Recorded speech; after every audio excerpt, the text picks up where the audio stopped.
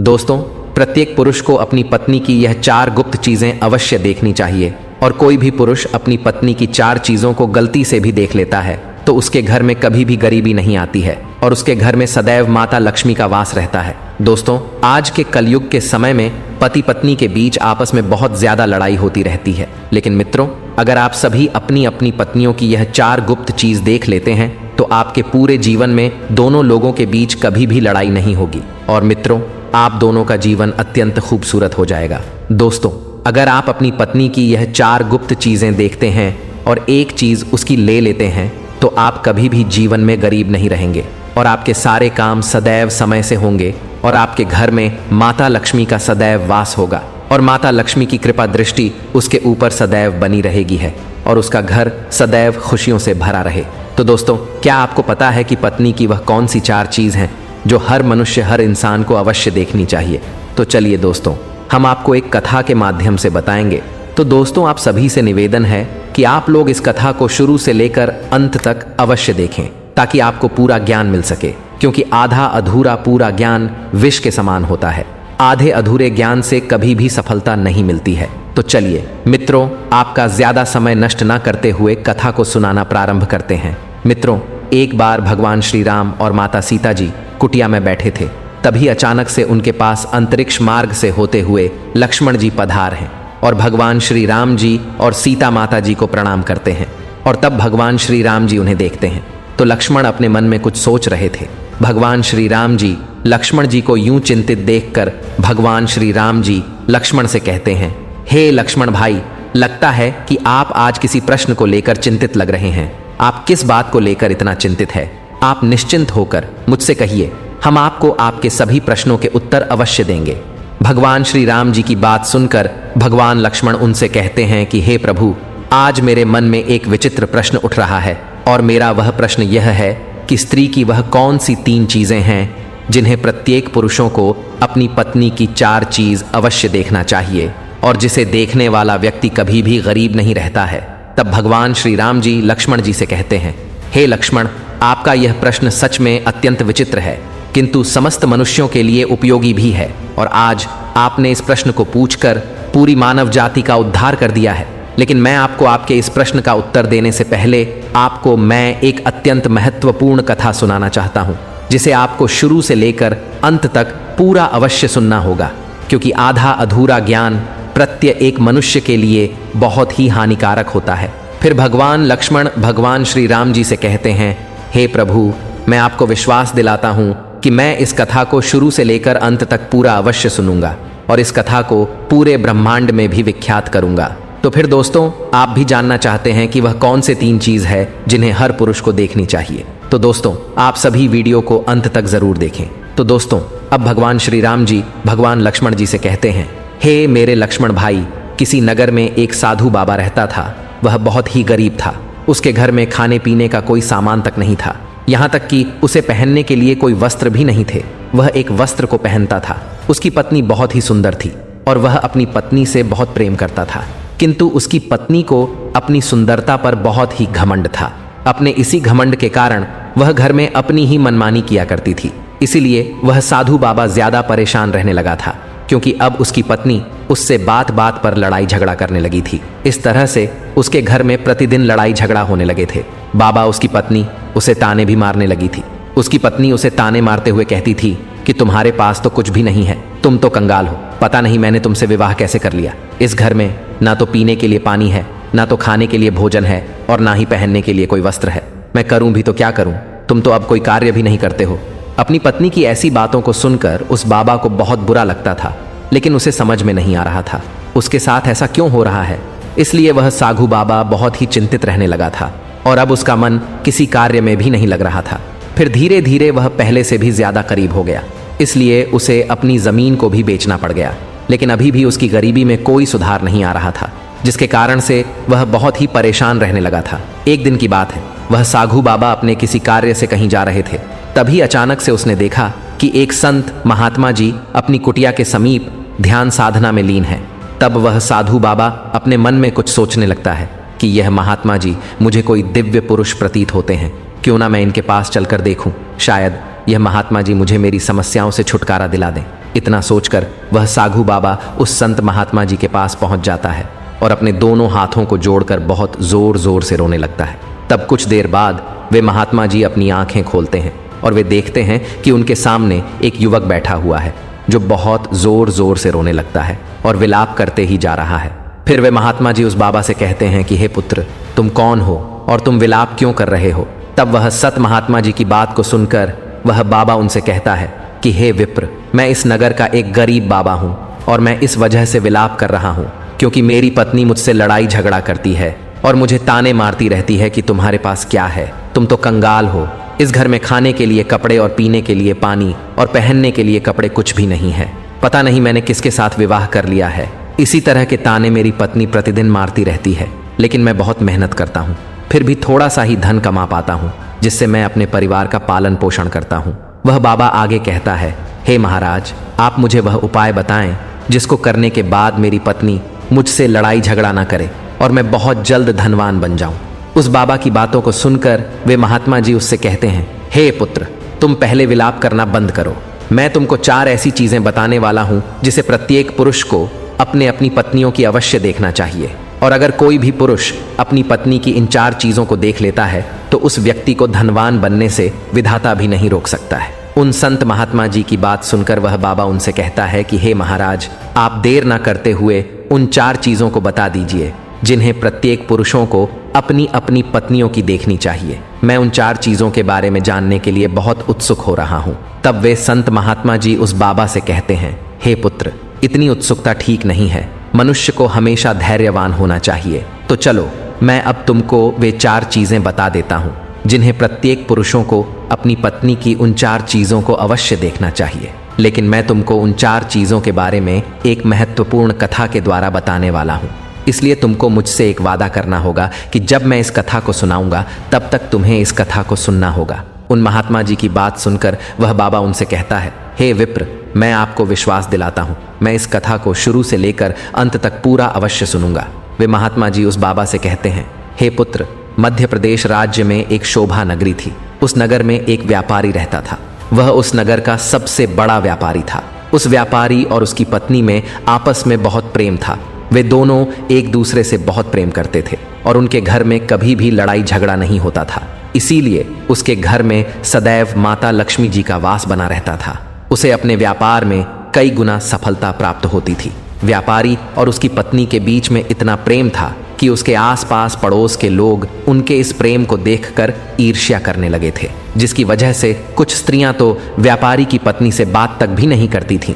उसकी पत्नी प्रतिदिन संध्या काल के समय एक दीपक अपने घर पर और माता लक्ष्मी के पास जलाकर अपना पूरा घर प्रज्वलित करती थी, लेकिन कुछ स्त्रियां उसे ऐसा भी करने से रोकती थीं और कहती थीं कि तुम प्रतिदिन संध्या काल के समय अपने घर में दीपक क्यों प्रज्वलित करती हो?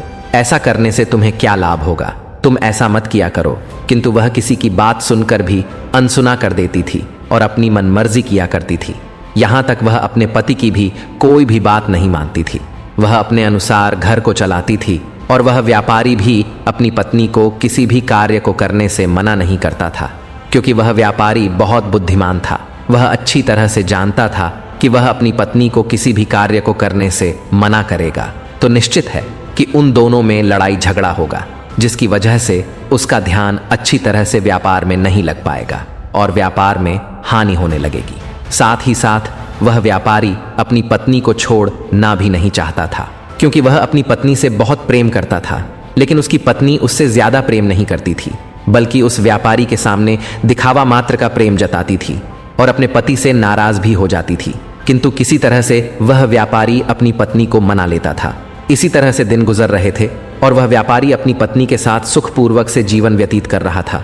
फिर धीरे धीरे यह बात पूरे नगर में फैल गई और अब उस नगर के सभी लोग उस व्यापारी और उसकी पत्नी के इस प्रेम का उदाहरण देने लगे थे। फिर जब यह बात उस नगर के राजा को पता चली कि व्यापारी और उसकी पत्नी एक दूसरे से बहुत प्रेम करते हैं, तब उसने अपने सैनिकों को बुलाया और उनसे कहा कि जाओ, उस व्यापारी और उसकी पत्नी को बड़े आदर संस्कार के साथ राजमहल में ले आओ।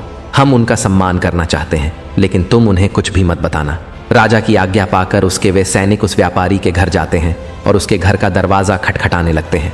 फिर कुछ देर बाद वह व्यापारी अपने घर का दरवाज़ा खोलता है तो वह देखता है कि उसके सामने राजा के सैनिक खड़े हुए हैं। तब वह व्यापारी उन सैनिकों से कहता है कि आप लोग आज मेरे घर क्यों आए हैं।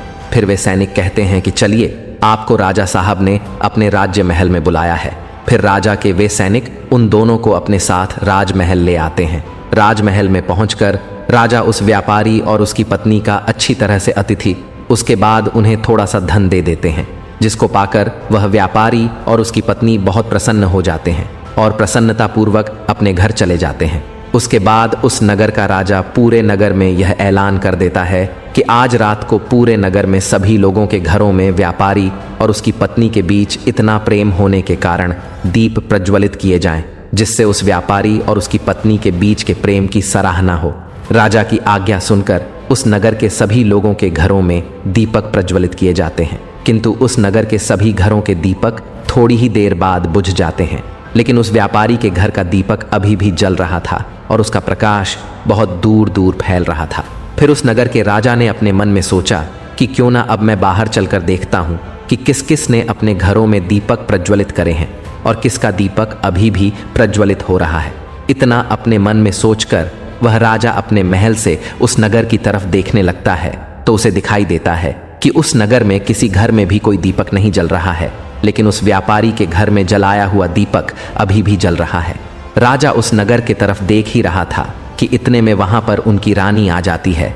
तब राजा साहब रानी से कहते हैं कि रानी जी, नगर की तरफ देखिए। नगर के सभी घरों में कोई भी दीपक अब भी नहीं जल रहा है, लेकिन अभी भी उस व्यापारी के घर में जलाया हुआ दीपक अभी भी जल रहा है। इससे स्पष्ट हो जाता है कि उस व्यापारी और उसकी पत्नी के बीच में कितना ज़्यादा प्रेम है और उन दोनों के आपस में इतना ज़्यादा प्रेम होने का कारण वह व्यापारी है, क्योंकि वह बहुत बुद्धिमान है और अपनी सूझबूझ से अपने घर को चलाता है। लेकिन रानी राजा की बात से सहमत नहीं होती है और राजा से कहती हैं कि हे महाराज, मैं आपकी बात से सहमत नहीं हूँ। इसी बात को लेकर राजा और रानी में बहुत देर तक लड़ाई होती है और बात लड़ाई तक पहुँच जाती है। फिर राजा और रानी के बीच में तलवारें तक चलने लगती हैं, जिससे राजा और रानी को कई चोट भी लग जाती है। तभी अचानक से राजा ने रानी से कहा कि हम दोनों यूं लड़ाई क्यों कर रहे, क्यों ना हम उस व्यापारी और उसकी पत्नी की परीक्षा ले लेते हैं, जिससे पूर्ण रूप से स्पष्ट हो जाएगा कि उन दोनों में इतना ज्यादा प्रेम होने का कारण कौन है। राजा की बात रानी भी स्वीकार कर लेती है और कहती हैं कि ठीक है, मैं पहले उस व्यापारी की पत्नी की परीक्षा लेना चाहती हूँ। फिर राजा साहब भी कहते हैं ठीक है रानी जी, आप जैसा चाहे वैसे व्यापारी की परीक्षा ले सकती हैं। फिर रानी कुछ सैनिकों को बुलाती है और उससे कहती हैं, जाओ उस व्यापारी से कह देना कि अगर वह अपनी पत्नी को मार डालेगा तब मैं उससे विवाह कर लूंगी और राजा साहब को बंदी बनाकर कारागार में बंद कर दूंगी। राजा के स्थान पर उसको सिंहासन पर विराजमान कर दूंगी। रानी का आदेश पाकर वे सैनिक उस व्यापारी के घर पर पहुंच जाते हैं। शाम होने वाली थी और व्यापारी की पत्नी कहीं गई हुई थी, लेकिन वह व्यापारी घर में ही था, क्योंकि वह थोड़ा सा बीमार पड़ गया था। फिर वे सैनिक उस व्यापारी के घर के पास पहुंचकर उसके द्वार के दरवाजे को खटखटाने लगते हैं। तब दरवाजे खटखटाने की आवाज़ सुनकर वह किसी तरह से दरवाजे को खोलता है तो वे सैनिक उस व्यापारी से कहते हैं, सुनिए, रानी साहिबा का अंदेशा है कि अगर आप अपनी पत्नी को जान से मार डालेंगे तब रानी साहिबा आपसे विवाह कर लेंगी और राजा साहब को बंदी बनाकर कारागार में डाल देंगी। फिर आपको उनके स्थान पर सिंहासन पर विराजमान कर देंगी। इस नगर में आपका राज्य हो जाएगा। उन सैनिकों की बात सुनकर वह व्यापारी उन सैनिकों से स्पष्ट रूप से कहता है कि जाइए, रानी साहिबा से कह दीजिए कि मैं अपनी पत्नी को किसी भी हाल में खोना नहीं चाहता हूँ, क्योंकि मैं अपनी पत्नी से बहुत प्रेम करता हूँ और अगर किसी ने मेरी पत्नी को नुकसान पहुँचाने के बारे में सोचा भी तो मुझसे बुरा कोई नहीं होगा। और बात आ रही रानी साहिबा से विवाह करने की, तो आप रानी साहिबा से कह दीजिएगा कि मैं उनसे किसी भी हाल में विवाह करने के लिए तैयार नहीं हूँ, चाहे वे मुझे अपना सिंहासन ही क्यों ना दे दें। मैं अपनी पत्नी का स्थान किसी को भी नहीं दे सकता हूँ। फिर उस व्यापारी की बातों को सुनकर वे सैनिक राजमहल पहुँच जाते हैं और रानी को उस व्यापारी द्वारा बताई गई बातों को बता देते हैं। उसके बाद राजा रानी से कहता है कि हे रानी साहिबा, आपने देखा ना कि वह व्यापारी कितना समझदार है, और इससे स्पष्ट हो जाता है कि व्यापारी और उसकी पत्नी के बीच में इतना ज़्यादा प्रेम होने का कारण वह व्यापारी ही है, क्योंकि वह अपनी पत्नी से बहुत प्रेम करता है। राजा की बात सुनकर रानी राजा से कहती है, आप यह कैसे कह सकते हो, आपने अभी तक उस व्यापारी की पत्नी की परीक्षा तो ली ही नहीं है। फिर राजा कहता है कि ठीक है, मैं आपके मन को संतुष्ट करने के लिए उसकी पत्नी की परीक्षा ले लेता हूँ। तब राजा भी कुछ सैनिकों को बुलाता है और उनसे कहता है, जाओ और इस नगर में रहने वाले उस धनवान व्यापारी की पत्नी से कहना कि अगर वह अपने पति को मौत के घाट उतार देगी तो मैं उसको अपनी पत्नी के रूप में स्वीकार कर लूंगा और उसे सदैव अपनी रानी बनाकर रखूंगा। अब वे महात्मा जी उस साधु बाबा से कहते हैं, हे पुत्र, आज्ञा पाकर उसके वे सैनिक उस व्यापारी के घर की तरफ निकल जाते हैं।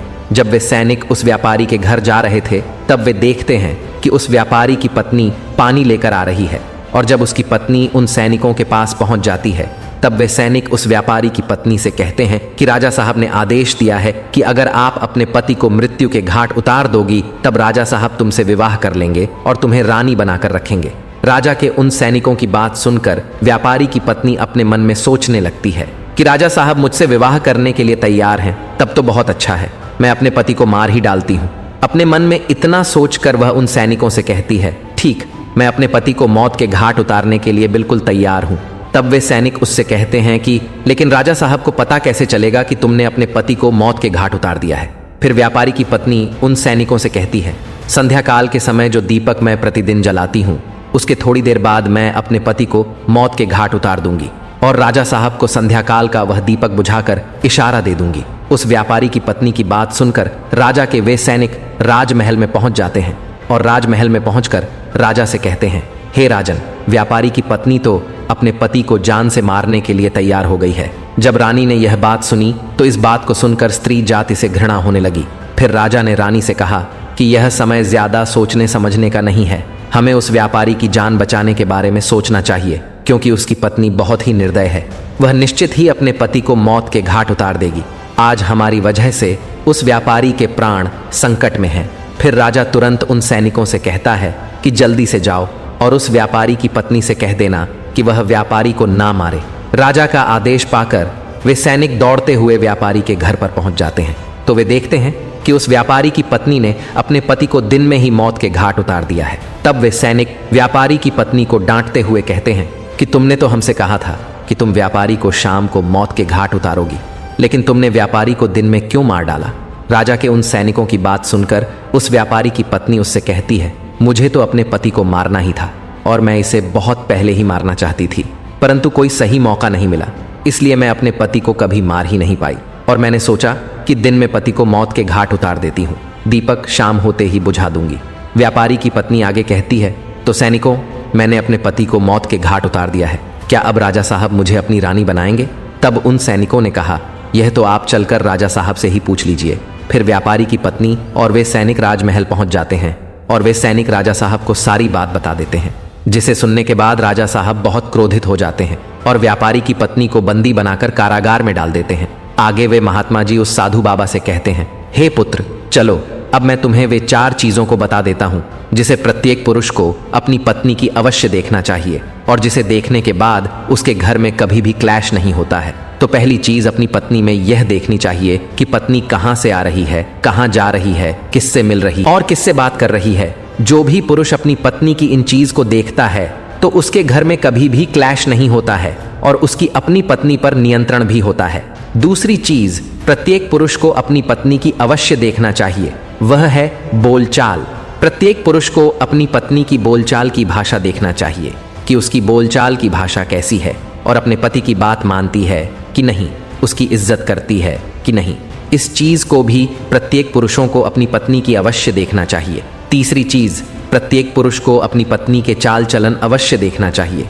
जो भी पुरुष अपनी पत्नी के चाल चलन देखता है और अपनी पत्नी को नियंत्रण में रखता है तो उस घर में कभी भी क्लेश नहीं होते हैं। लेकिन जो स्त्रियां घर को अपनी ही मनमानी पर चलाती हैं और पति की बातों को नहीं मानती हैं, तब उसका भी हाल उस व्यापारी की तरह ही हो जाता है। दोस्तों, भगवान श्री राम जी भगवान लक्ष्मण से कहते हैं, हे लक्ष्मण भाई, अब तो आपको आपके सभी प्रश्नों के उत्तर मिल ही गए होंगे। तब भगवान लक्ष्मण भगवान श्री राम जी से कहते हैं, हे प्रभु, आज आपने मुझे बहुत ही महत्वपूर्ण ज्ञान दिया है। मैं आपको विश्व के जस दिलाता हूँ कि मैं इस ज्ञान विस्तार समस्त ब्रह्मांड में अवश्य विख्यात करूंगा। दोस्तों, अगर आपने इस कथा को यहाँ तक सुना है तो आप समझ गए होंगे कि पत्नी की वह कौन सी 4 चीज है जो हर पुरुष को अवश्य देखनी चाहिए।